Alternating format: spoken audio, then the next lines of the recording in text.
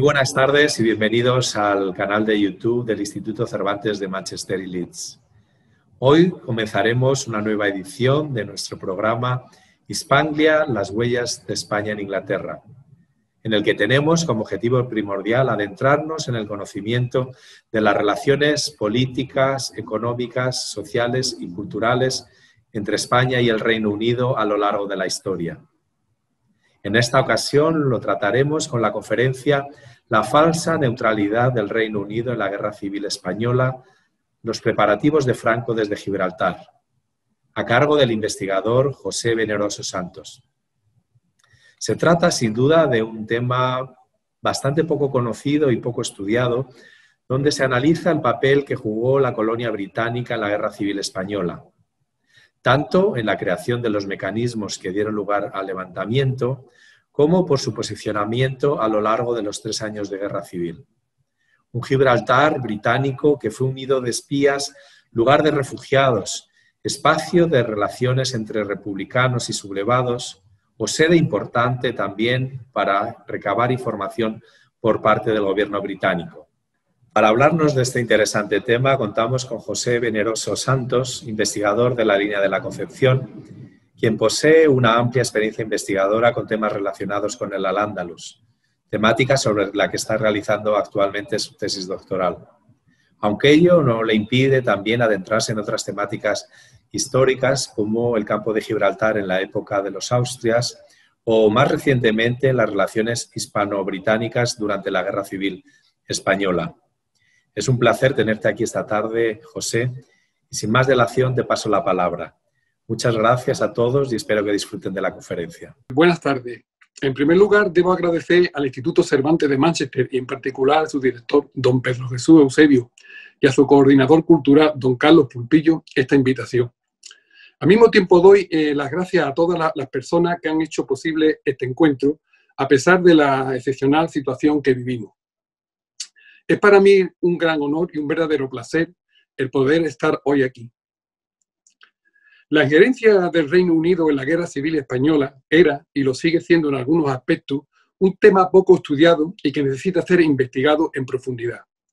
Desde septiembre de 2008, y a raíz de la localización de una breve reseña que aparecía en un ejemplar del Gibraltar Crónica del 9 de marzo de 1935, en la que se hacía mención a una visita realizada por Franco a Gibraltar, me interesé por esta cuestión e inicié una investigación que todavía, a pesar de los años transcurridos, no ha concluido.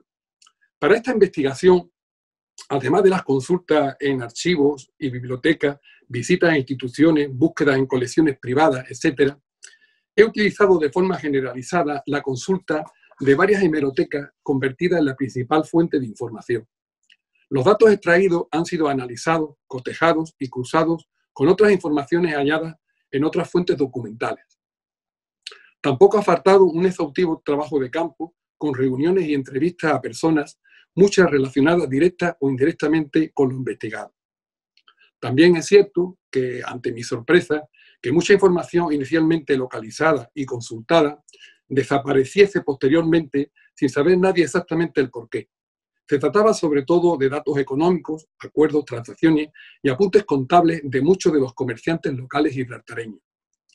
Siempre he tenido la sensación, más bien la sospecha, de que han existido intereses por parte británica y española de ocultar información sobre los antecedentes, el desarrollo y las consecuencias de la Guerra Civil Española, particularmente en el entorno a Gibraltar. Todo esto ha hecho durante años empeñarme aún más en mi propósito de estudiar y buscar la verdad, y en esto continúo. No es tarea fácil abordar un tema con tantas caras y aristas como es el de la Guerra Civil Española y el papel jugado por los distintos elementos y factores que se conjugaron en esta. Naciones, gobiernos, políticos, autoridades civiles y militares, empresas, empresarios, organizaciones, espías, irrumpieron en la escena ibérica española, dando lugar a una espiral de acciones de dramáticas y trascendentales consecuencias.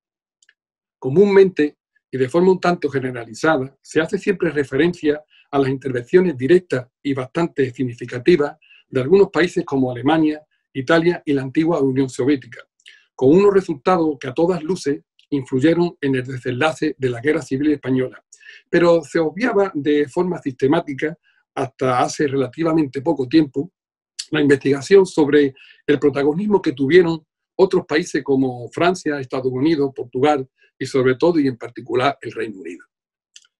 En concreto, la injerencia británica, tanto de forma directa desde Gran Bretaña como a través de su colonia de Gibraltar, resultaron ser determinantes en la contienda española y en el afianzamiento de Franco en el poder bajo un régimen dictatorial.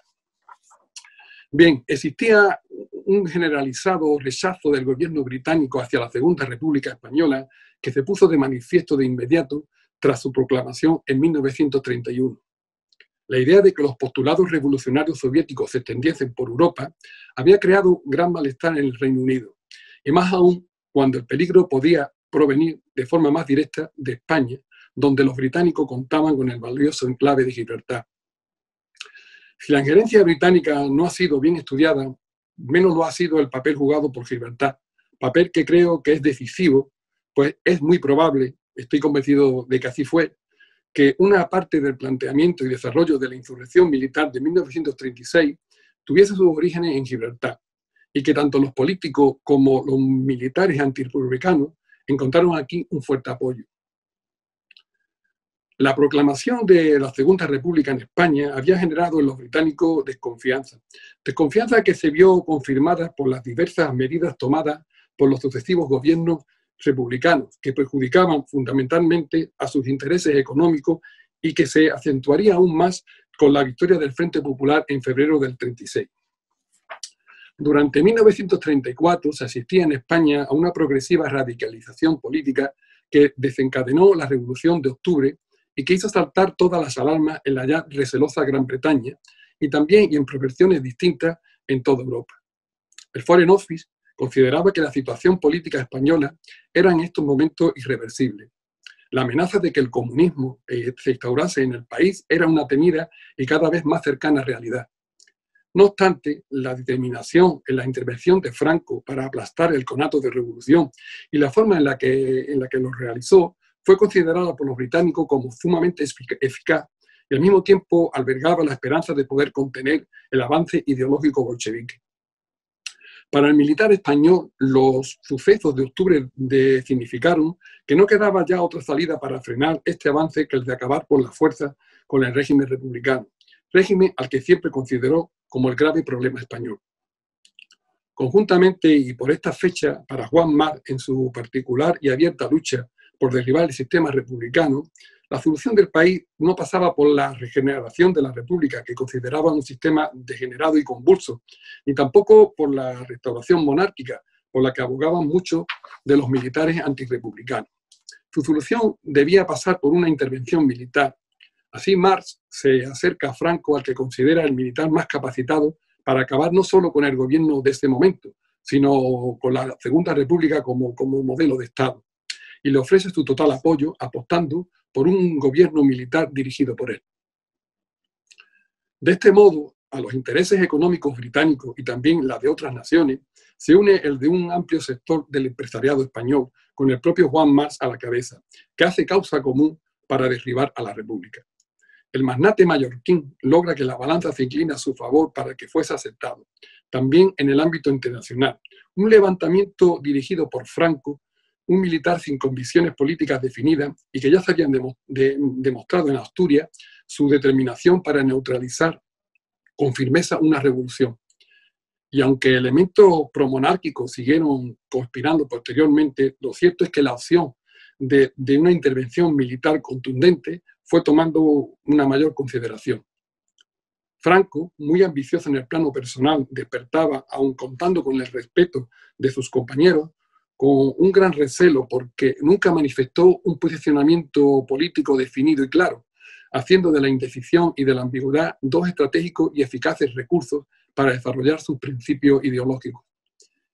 Esta indecisión, que aparentemente mantuvo hasta momentos antes de la entrada en acción en julio de 1936, no era debida a la incertidumbre en el éxito o el fracaso del golpe contra la República, que siempre creyó posible y se sintió con fuerza y con fundamento ideológico para llevarlo a cabo, sino por el temor de que una gran parte del ejército muy monárquico no lo apoyase. Un ejército que veía todavía en Sanjurjo su jefe natural y el militar más respetado. Por otro lado, una de las mayores preocupaciones de Londres era evidentemente Gibraltar. Esta plaza venía teniendo una mayor importancia desde finales del siglo XIX debido al auge económico propiciado por el aumento en las relaciones comerciales, en particular con América del Sur y Asia, al igual de por sí ya probado valor geoestratégico, además de por su condición de puerto libre que le permitía beneficiarse económicamente con relativa facilidad. Pero Gibraltar era ante todo un destacado enclave militar en el que se desarrollaban actividades comerciales, tanto lícitas como algunas también ilícitas, todas muy fructíferas para el Reino Unido. Actividades relacionadas con el negocio de varios productos, como el del carbón, luego sustituido paulatinamente por el petróleo, el alcohol y también y de forma significativa el de contrabando de tabaco, además de operaciones y transacciones bancarias que fueron variando con el transcurrir de los años. Estos lucrativos negocios, en particular de los combustibles, facilitaron el enriquecimiento de muchas familias locales, creándose verdaderas corporaciones familiares que monopolizaron el control económico de la ciudad. El suministro de petróleo fue alcanzando un progresivo y destacado protagonismo. La presencia de la Royal Navy, que era crucial para los intereses del Imperio Británico en el Mediterráneo, y la llegada pocos años después de la U-Navy, proporcionaron definitivamente en poco tiempo un desmesurado crecimiento económico a la colonia. Además, otro de sus motores económicos, como era tradicionalmente el señalado contrabando de tabaco, había crecido en el tránsito de los siglos XIX y XX, alcanzando en los años 20 de este un volumen excepcional. A este aumento del contrabando contribuye de forma destacada Juan March, que bien en solitario o bien asociado con personas de Gibraltar, establece una tupida y extensa organización para la distribución de este producto a escala internacional. Los mayores impulsos económicos de Gibraltar han coincidido siempre con periodos de crisis políticas y militares internacionales. Como instrumento del Reino Unido y sometido rigurosamente a sus directrices político-económicas, Gibraltar ha actuado reaccionando siempre de forma perfecta como un eslabón más dentro del engranaje del Imperio Británico. Su sociedad, con una anulada voluntad sumisa y poco problemática, aparecía fuertemente jerarquizada y comprometida con los designios británicos. Socialmente, Gibraltar contaba en esta fecha con una considerable colonia de españoles residentes y con la frecuente presencia de otros, que sin residir allí prestaban largas temporadas. Los residentes conformaban un grupo compuesto en su mayoría por descendientes de familias aristocráticas españolas, empresarios y refugiados políticos de distintas ideologías, que variaban según el momento político que se vivía en España. De hecho, gozaban al respecto de una gran tradición como refugio de discrepantes políticos españoles. Destaca entre los residentes Pablo Larios, que, aunque británico de nacimiento, exhibe de forma manifiesta su origen español, apareciendo integrado plenamente en la oligarquía aristocrática y empresarial gibraltareña y actuando de nexo entre británicos y españoles. Las visitas oficiales y no oficiales de importantes autoridades españolas, sobre todo militares, a Gibraltar, eran bastante frecuentes.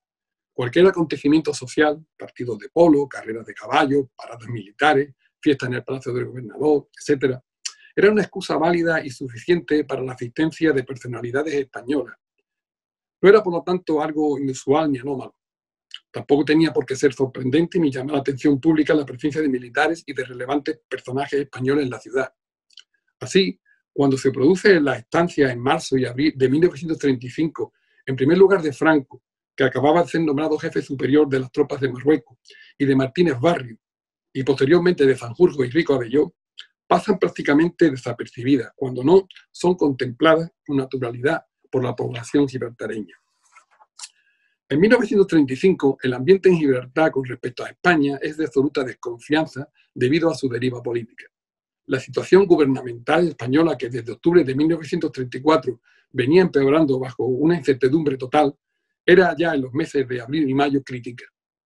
Franco visita Gibraltar el 8 de marzo de 1935 y se presenta no solo como la mejor opción para arreglar los problemas del país, sino también como la solución que necesitan los británicos para defender sus intereses en España. De este modo, acude a Gibraltar con convicción y firmeza, mostrando de forma clara y precisa que su intención ya no es regenerar ni incluso sustituir el sistema republicano. Su postura representa un viraje en la ideología, en los fundamentos de un futuro golpe de Estado, sobre todo en su concepción y finalidad, que hasta ese momento estaba siendo gestado por elementos monárquicos. No contempla una conspiración que conduzca a un gobierno cívico-militar, y así lo expone a los británicos. El golpe es contra el modelo republicano y es ante todo militar y realizado por militares que él personalmente dirigirá. A partir de ahora, la cuestión política aparecerá definitivamente en un segundo plano. Juan March, como agente del servicio del MI6, había puesto en contacto a los militares conspiradores españoles con las autoridades locales y británicas y la oligarquía empresarial gibraltareña. Más tarde, durante la contienda civil, se convertirá en el principal interlocutor entre los británicos y el gobierno de Burgos. Es con absoluta certeza uno de los artífices de la conspiración para derribar la República y el principal financiador del golpe.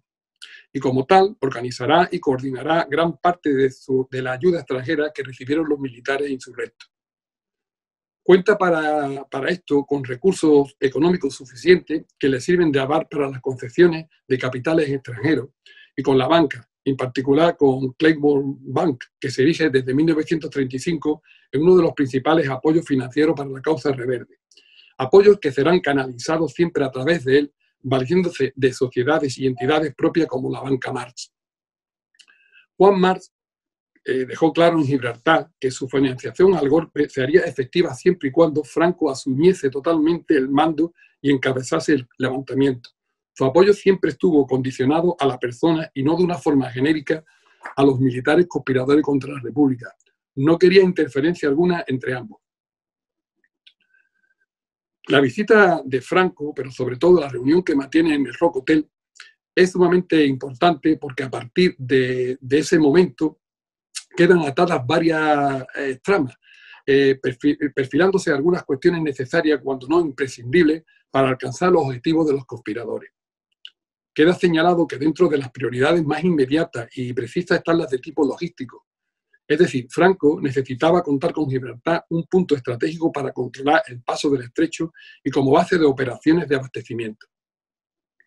Se sabe que asisten a esta reunión Sale Harrington, gobernador de Gibraltar, Alex Beatle, secretario colonial, y el capitán del puerto Arthur Steele, y probablemente el almirante Fisher, que estaba en esa fecha en la ciudad por unas maniobras navales que realizaba la Royal Navy en el estrecho. Las autoridades gibraltareñas acogieron con satisfacción la propuesta de los conspiradores presentada por Franco, siempre con la garantía y el incondicional apoyo de Juan March, adquiriendo al mismo tiempo un alto grado de complicidad y compromiso, de tal manera que seguirán con rigor y disciplina, como posteriormente se pudo comprobar, las consignas dadas por el gobierno británico de cómo proceder sobre la cuestión. Se conjugan en esta visita todos los intereses humanos y materiales existentes en acabar con el régimen republicano español. No se completaron todos los detalles referentes tanto de la colaboración británica como gibraltareña, pero la conspiración quedó básicamente diseñada en estos momentos. La ciudad se constituiría en un punto de conexión e interacción entre los conjurados españoles, británicos y empresarios locales, y de gestión de las ayudas materiales exteriores. Destacadas personalidades británicas, algunas vinculadas con la colonia, respaldarán inicialmente ese imperativo a los sublevados. Otras lo irán haciendo después, influyendo trascendentalmente en la evolución de la contienda española. Una cuestión que a menudo es olvidada es que en Gibraltar los republicanos siempre pudieron contar con la simpatía de los sindicatos obreros y de las logias masónicas, pero tanto las autoridades como el sector social más acomodado estuvieron más próximos a los sublevados. Se insiste en la citada reunión en que los intereses económicos extranjeros, en particular los británicos, no solo no correrán peligro al desaparecer el régimen republicano, sino que se verían salvaguardados. March y Franco serán piezas clave en esta nueva situación y así lo ven en el Foreign Office, que apuesta por el nuevo orden y que incluso llega a plantearse intervenir directamente en la cuestión. Franco abandona Gibraltar con su postura fortalecida y con la certeza de que el golpe no puede esperar mucho más, pero el planificado levantamiento no se efectuaría en 1935 porque tal como se percató Franco semanas después, cuando estuvo al frente del Estado Mayor, el ejército no estaba unido y pudo también comprobar personalmente que no contaba con el apoyo de un amplio sector de los militares conspiradores. Tanto Sanjurjo como Mola advierten que el ejército, en particular la UME, no secundaría un golpe dirigido única y exclusivamente por Franco. Es el momento en que ideología, legitimidad y obediencia jerárquica militar van a pasar para Franco a ser meramente cuestiones circunstanciales. Entre los acuerdos alcanzados en el Rock Hotel quedan fijados aspectos logísticos en referencia al abastecimiento de combustible necesario para las tropas rebeldes, en particular en la forma de realizarlo y a los pagos. Y se vislumbra también la posibilidad, si llegase el caso, de incumplir los acuerdos vigentes al respecto sobre el suministro de combustible al gobierno de Madrid, tal como ocurrió más tarde. Los británicos ejercieron, a través del Foreign Office, un absoluto control no solamente de las empresas locales, sino también de las grandes compañías allí instaladas, y a los que sus gerentes accedieron con obediencia y algunos hasta con complacencia. Franco sabía que sin el combustible necesario no podía jugar su principal base, la intervención de un considerable fuerza bajo su exclusivo mando, el ejército de África. De lo contrario, este ejército hubiese quedado aislado en Marruecos. Los detalles y el procedimiento sobre la estrategia logística a desarrollar se perfilaron ante la atenta mirada de Juan March en los meses siguientes a la visita de Franco. Taris Petroleum, dirigida por Ricardo Guisueta, será la compañía de suministro de combustible más comprometida y posteriormente la más activa. Otro asunto pactado que luego se llevó eficazmente a cabo fue la permisividad de los británicos en el despliegue naval de pequeñas embarcaciones puestas a disposición de los sublevados para el traslado de tropas. Eran embarcaciones de variada tipología con base en la costa africana del estrecho, principalmente en Ceuta, pero también se utilizaron otras de Juan March que operaban desde Gibraltar en el tráfico del contrabando de tabaco e incluso algunos de compañías locales. Esto facilitó el paso del ejército de África en un relativo corto espacio de tiempo, de tal manera que el renombrado convoy de la Victoria puede reducirse a un mero hecho simbólico encumbrado por los propios sublevados como golpe de efecto. Quedó además al menos planteada la posibilidad de utilizar el viejo aeródromo existente para el transporte de tropas directamente a Gibraltar, lo que facilitaría en gran medida la operación, pero esto no fue posible, o al menos no en la forma, proporción y frecuencia que Franco hubiese deseado. Tras finalizar el encuentro en Gibraltar, Franco cuenta con el respaldo táctico que los británicos le pueden prestar desde la colonia y también con que tendría el camino bastante despejado para cruzar el estrecho, ante la más que previsible postura de no intervención del Reino Unido. Gibraltar, de este modo, pasaría a ser el principal punto de recepción, almacenamiento y distribución de combustible para las tropas de Franco a partir de julio de 1936. Pero además, este encuentro, y al menos otro que se produce en Londres en enero del 36 con motivo del funeral de Jorge V, entre Franco, Baldwin y Eduardo VIII, y al que acuden Harrington, Vítor y probablemente March, y sus posteriores efectos muestran de forma clara y precisa la vinculación y el grado de compromiso de destacados elementos civiles y militares británicos con los conspiradores españoles en la planificación del golpe y en el desarrollo del conflicto. Y así sucedió. Las consignas de Londres fueron con sumo celo y fielmente cumplidas, y la nueva intervención británica quedó solo en papel mojado, porque lo que se hizo en realidad al Reino Unido fue mirar hacia otro lado, permitiéndole a los sublevados realizar cuantos movimientos tácticos, no solo militares, y operaciones económicas necesitasen. En realidad, la creación en septiembre de 1936 de un comité de no intervención, apadrinado en la sombra por los británicos para proteger sus intereses, tenía como objetivo inmediato, al menos teórico, el evitar la participación de otros países en la contienda española. La consigna británica era que el enfrentamiento entre fascismo y comunismo no podía extenderse por Europa. La guerra debía quedar encapsulada en el territorio español y se evitaría a toda costa el envío de ayudas a los dos bandos. Además, el Reino Unido se opuso a reconocer derechos de beligerancia a la República y también a los sublevados, con lo cual, al adoptarse esta medida, se equiparaba a gubernamentales y golpistas. En marzo de 1937 se tomaron una serie de medidas, como fueron los establecimientos de un Consejo para no intervención, de un control terrestre en todas las fronteras españolas, de un control marítimo y de un sistema de patrulla en el que a Alemania y a Italia le fueron encomendadas la zona de Levante, zona que se hallaba bajo el control republicano, por lo que el enfrentamiento estaba asegurado. En la práctica, la no intervención favoreció el abandono de las potencias occidentales a la República, que en cierto modo y atada de manos fue dejada a su suerte. El gobierno republicano quedó pronto aislado y la situación, y sobre todo la opinión internacional, se inclinaron cada vez más a favorecer a los rebeldes. Se dificultaba la llegada de ayudas al exterior a los gubernamentales y se favorecía por acción u omisión a los sublevados. Los británicos, haciendo ejercicio de lo que ha sido denominada como neutralidad malévola, utilizaron Gibraltar para quebrantar sistemáticamente lo acordado, mientras incumplían o obligaban a incumplir a terceros varios acuerdos con el gobierno republicano español, en particular sobre el citado abastecimiento de combustible.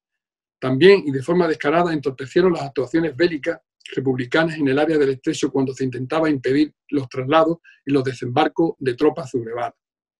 El gobierno de la República, sumido también en una profunda crisis interna, se vio impotente y nada podía hacer ante el envío de suministros a los rebeldes, mientras que ellos escasamente y con serias dificultades lo recibían. Es bastante significativo lo señalado por Anthony Eden con respecto a todo este asunto. Decía, se debe distinguir de forma clara y concisa en lo que se debe ser considerado no intervención en lo que son estrictamente asuntos de España y no intervención en lo que verdaderamente afecta a nuestros intereses. Bien, resulta evidente, a tenor de lo sucedido, que nadie puede negar que la no intervención perjudicó gravemente a la República Española y fue determinante en su derrota. Es inevitable pensar que hubiese pasado si Gibraltar hubiese abastecido de carburantes a la flota republicana cuando lo fue requerido por la República en cumplimiento de los acuerdos existentes y los derechos internacionales que le asistían. Nunca lo sabremos, pero es fácilmente entendible que la ventaja obtenida por los sublevados, particularmente por Franco, en los primeros compases de la guerra, no se hubiese producido, puesto que el suministro de carburante le hubiese proporcionado a los republicanos unas posibilidades reales de abortar el golpe. El protagonismo en este asunto lo tuvieron mayoritariamente varios empresarios gibraltareños que contaron con el respaldo del Foreign Office en sus atropellos. Así, cuando Franco, tras su visita a Gibraltar, llega a Marruecos, sabe que el momento de actuar está muy próximo, se apunta como fecha el mes de mayo e intenta por todos los medios tener el control absoluto de todas las tropas bajo un único mando, para muchos militares condición ya indispensable. Este ejército asentado en África, que no había tenido protagonismo en el golpe de Primo de Rivera de 1923, ni en la sublevación de Jaca de 1930, ni en el golpe de 1932, será ahora, sin duda, pieza clave en el triunfo del levantamiento. Con absoluta certeza, las actuaciones posteriores de Franco quedarían marcadas como consecuencia de este encuentro en Gibraltar. Durante los meses siguientes, la situación en España fue empeorando, radicalizándose aún más las posturas políticas y conllevando un agravamiento en la ruptura del orden social. Franco regresa a Madrid al ser nombrado por Gil Robles jefe del Estado Mayor, viéndose alterado así el plan ya puesto en marcha por aquel. El dirigente de la Sera es consciente de que existía un complot en el que no se cuenta con él e intenta con este nombramiento acercarse a Franco en la creencia de que se sentiría agradecido por el nuevo cargo desde el cual controlaría todo el ejército y facilitaría su acción. Pero por el contrario, no solo Franco se distanció más del político, sino que se percató de que alejado de África y sin contar con el apoyo de un amplio sector militar, era imposible realizar el golpe con éxito y desistió. Las elecciones de febrero de 1936, lejos de aclarar el panorama político, provocaron el rechazo de todas las fuerzas antirrepublicanas que ya en una gran parte apremiaban por una intervención militar. No fue así porque el nuevo Franco, que encontró en los últimos, en los militares, el apoyo que creía necesario, y por la llegada de Azaña al poder, el nuevo presidente tenía conocimiento de la conspiración existente para derrocar a la República e intenta frenarla cambiando los destinos de los más destacados militares conjurados, en concreto el de Franco, que es enviado a Canarias. Pero se sabía que la suerte estaba echada y que la República corría peligro. Era cuestión solo de tiempo. Británicos y alemanes en particular toman posiciones ante lo que creen ya seguro que sucederá, el derribo del régimen republicano. Despliegan a sus agentes por el territorio peninsular como si se tratasen de piezas sobre un tablero de ajedrez. En Gran Bretaña se sabía perfectamente en 1935 que la guerra con Alemania estaba cerca y que probablemente España pasaría a ser un posible escenario bélico de ese enfrentamiento. Churchill lo tuvo claro y así lo manifestó. A partir de la Revolución de Octubre de 1934, en los meses sucesivos, la situación política española había empeorado y en Europa era un hecho aceptado que no tardaría mucho en que se produjese un aumento de la violencia en el país. De este modo, la tensión ya existente en el continente se ve incrementada por el problema español. En febrero de 1936, el enfrentamiento se contempla ya como un hecho irreversible. También en Gibraltar, y conforme fue avanzando en 1935, se especulaba con la posible conflicto en España y en cierto modo se llevan a cabo algunos preparativos. Era de esperar que, como consecuencia de sus experiencias anteriores y tras lo transmitido por Franco en la reunión, Gibraltar no renunciaría a las atractivas y previsibles actividades económicas que con seguridad propiciaría una guerra en España. Así, meses antes de estallar el conflicto, ya se había diseñado y acordado un gran número de gestiones comerciales de Gibraltar con los conspiradores. Muchos empresarios gibraltareños se frotaron las manos con los beneficios que se obtendrían. Contar con Gibraltar, inmejorable punto estratégico para controlar el tráfico del estrecho, aun sin hacerlo de forma directa, como base de operaciones de abastecimiento y centros logísticos de comunicaciones, concedió una importante ventaja a los sublevados, pues la postura de connivencia británica que quedó confirmada desde un primer momento les permitió llevar a la iniciativa en todas las operaciones militares. Y esto resultó ser trascendental al poder consolidar Franco en poco tiempo el eje Marruecos-Algeciras-Sevilla.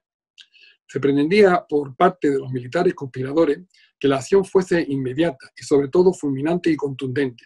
Pero Franco no lo quiso así y retrasó intencionadamente su incorporación. Quería, antes de actuar, asegurarse del efecto que provocaba el levantamiento, concretamente en ciudades estratégicas como Madrid, Barcelona y Sevilla, y en particular en el entorno de la bahía de Algeciras.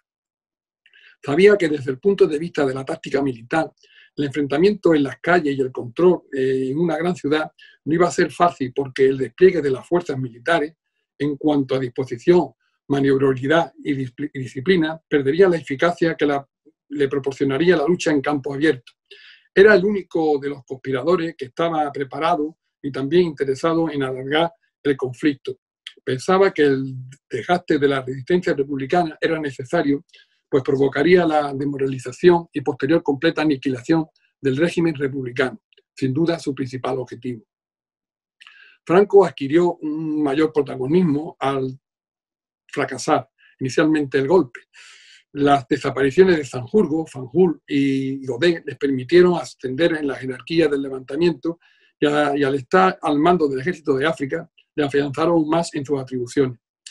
Por esta razón, el contar con más de 35.000 hombres, sin incluir los acuartelados en Canarias, bien pertrechados, sin apenas obstáculos para ser trasladados de Marruecos, y que estuvo completamente operativo ya en la península en el mes de septiembre de 1936, le permitió tomar la iniciativa de las operaciones táctico-militares.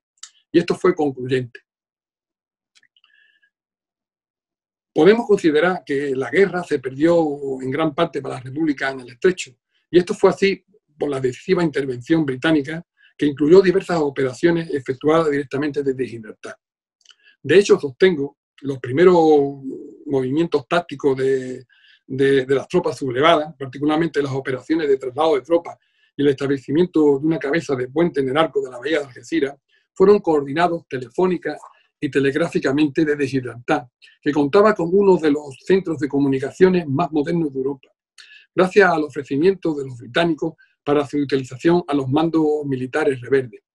Kindelan acudió a Gibraltar en una embarcación facilitada por el cónsul británico de Algeciras, incluso pienso que acompañándolo, y comunicó con Lisboa, Berlín y Roma, informando de cuál era la situación bélica en tiempo real, y coordinó las ayudas extranjeras y también reclamó con urgencia el envío de los Saboyas adquiridos por medio de Juan March para agilizar aún más los traslados de efectivos. Reputadas familias gibraltareñas, en su mayoría de sobra conocidas en la ciudad, toman una particular relevancia al aliarse ahora de forma manifiesta con los conspiradores y ayudan a los militares rebeldes una vez sublevados. El grado de compromiso y el volumen de su participación son en algunos aspectos desconocidos, pero no existe la menor duda que el alcance de esta ayuda fue cuantioso, sustancial y, por supuesto, determinante. La oligarquía empresarial gibraltareña, siguiendo fielmente muchas de las directrices marcadas por Londres y otras no tanto, atenderán a las peticiones de Franco. Cuando logra ser nombrado jefe del gobierno del Estado en octubre de 1936, Franco da un gran paso para consolidar su poder y tiene completamente controladas todas las ayudas exteriores, pasando a ser la imagen del levantamiento ante la comunidad internacional y mostrando un alto grado de envanecimiento. Todos los demás conspiradores quedan en un segundo plano. De hecho, al mes siguiente, Franco es reconocido ya de facto por el Foreign Office, que no albergaba ninguna duda en su triunfo, y en febrero del 39 lo es a todos los efectos como jefe de Estado. Al finalizar la contienda, el panorama generado era desolador. Es innegable que británicos y conspiradores compartieron intereses a pesar de las evidentes diferencias ideológicas existentes. Estos intereses no acabaron con el triunfo de Franco en la guerra. La deriva revolucionaria durante la guerra en la España republicana hicieron agudizar aún más los temores británicos, y Churchill no permitió acabar con Franco oponiéndose a Stalin tras la Segunda Guerra Mundial, a pesar de su aproximación a los modelos fascistas, como quedó comprobado particularmente en Potsdam. Tras la conferencia, España quedó excluida del panorama internacional, sufriendo sobre todo un aislamiento económico al no percibir las ayudas del Plan Marshall. La supervivencia seguiría siendo durante años el principal objetivo para el régimen. Antes, Churchill intervino en la política española aceptando el plan de soborno a militares franquistas ideado por Hoth, que fue concluyente para evitar la entrada en la guerra de España al lado de Alemania, tal como defendían con tanto fervor los falangistas. La neutralidad española fue precisa y decisiva para que los británicos pudiesen controlar el Mediterráneo. Ya antes de terminar la guerra, el Reino Unido empezó a cobrar las deudas contraídas por Franco a cambio de las ayudas recibidas, entre otras cosas aceptando la remodelación y ampliación de la pista de aterrizaje, proporcionando gran parte del abastecimiento necesario para la flota aliada en aguas españolas del interior de la bahía de Algeciras y facilitando los preparativos y desarrollo de la operación Torch. Y aunque es cierto que existió algún que otro plan para tomar Gibraltar y que favoreció el espionaje del Eje e incluso permitió acciones de sabotaje contra Gibraltar, estoy convencido de que Franco nunca planteó una ruptura total con los británicos. Hábilmente, Franco fue distanciándose de las potencias del Eje con las que seguía endeudado económicamente, ante los progresivos reveses en la guerra, acercándose a los aliados y dejando entrever una hipotética restauración monárquica en España, en un intento de esquivar escollos y contar con la aceptación principalmente de británicos y estadounidenses. Esta adaptación camaleónica del régimen le permitió resistir ante situaciones muy adversas y lograr un precario equilibrio con la comunidad internacional. El régimen logró subsistir en gran medida gracias a la redención de los Estados Unidos, la estabilización que le proporcionó un elemental y necesario desarrollo económico en el país y el adoctrinamiento ideológico de una incipiente clase media que de alguna manera lo apoyó. Sin embargo, la relación con Reino Unido se quebró con la visita a Gibraltar de Isabel II en 1954. A partir de aquí, el posicionamiento político-estratégico de Franco con respecto a la colonia cambió. La recuperación de Gibraltar pasó a ser el primer objetivo de la política exterior del régimen y empezaron a aparecer fricciones y reproches que propiciaron un periodo de animadversión mutua. En el caso británico, una animadversión a Franco alimentada desde Londres y Gibraltar durante años con el objeto de difuminar todo lo acontecido y eso a su favor desde la colonia para ejecutar con éxito su golpe y ganar la guerra. Para ir finalizando, señalaré que además de justificar las causas de la guerra civil por los sustanciales desequilibrios sociales y económicos y la crisis política existentes en España, es decir, del fracaso colectivo como país, debemos pensar más bien como última causa en los importantes intereses económicos y estratégicos de grandes potencias como eran en ese momento básicamente Estados Unidos, Reino Unido, Alemania y Francia. Los intereses de estas naciones afloran ya en 1934 y se desarrollan en 1935 y se materializarán en 1936. De cualquier modo, cabería preguntarse ¿dónde estaban las potencias democráticas occidentales en julio de 1936 o en abril del 39 al finalizar la guerra? O más exactamente en 1945, cuando se permitió que continuase el agónico sufrimiento en España. No olvidemos, países con los que el gobierno republicano tenía tratados y pactos en vigor bajo un régimen dictatorial surgido de un sangriento golpe de Estado. ¿Dónde estaba la conciencia de la responsabilidad democrática con el pueblo español al que se le dio la espalda? ¿Era necesario ese duro castigo, esa condena a todo un pueblo? ¿Qué consideración se tuvo para con el pueblo español? Es, desde luego, difícil de justificar. De acuerdo que la guerra no solo es achacable a esto, el citado fracaso colectivo como país es evidente, pero sin duda existieron también grandes intereses ideológicos y sobre todo económicos que la auspiciaron. Bien, a lo largo de estos años de investigación he intentado huir tanto del engaño y la mentira como de la emoción, el sentimiento y la pasión. Buscar la verdad ha sido el principal compromiso asumido. Una verdad que no siempre será reconocida ni aceptada, y menos aún y con seguridad satisfactoria para todos. He sido consciente de que un estudio de estas características en el que se abordan temas tan controvertidos como son los referentes a la caída de la monarquía, la Segunda República, el rechazo a los Borbones, la guerra civil, la injerencia británica en los asuntos internos de España, la Segunda Guerra Mundial, o el papel jugado por Gibraltar en los acontecimientos españoles, y en donde además se analizan figuras tan relevantes históricamente como Juan March, Winston Churchill, Pablo Larios, José Habsburgo o Francisco Franco, entre otras, difícilmente puede dejar indiferente a nadie, ni por supuesto quedar libre de la reprobación y el enfado de alguna persona. La tarea emprendida con esta investigación, que se ha visto materializada en un libro cuyo título es Franco en Gibraltar, marzo de 1935, antecedentes, desarrollo y consecuencia de una conspiración silenciada, ha sido y es, porque en muchos aspectos permanece abierta, ardua y complicada. La historia, como disciplina científica, debe buscar ante todo y mediante el análisis riguroso la veracidad de los hechos. Ha sido en este caso un trabajo no exento de dificultades y sumamente complicado porque han existido intereses tanto por parte británica como española de que no se supiese gran parte de lo que en esta investigación se ha tratado y revelado. Y si por descuido o alguna otra razón pudiera llegar a conocerse, lo fuese de forma sesgada y maquillada.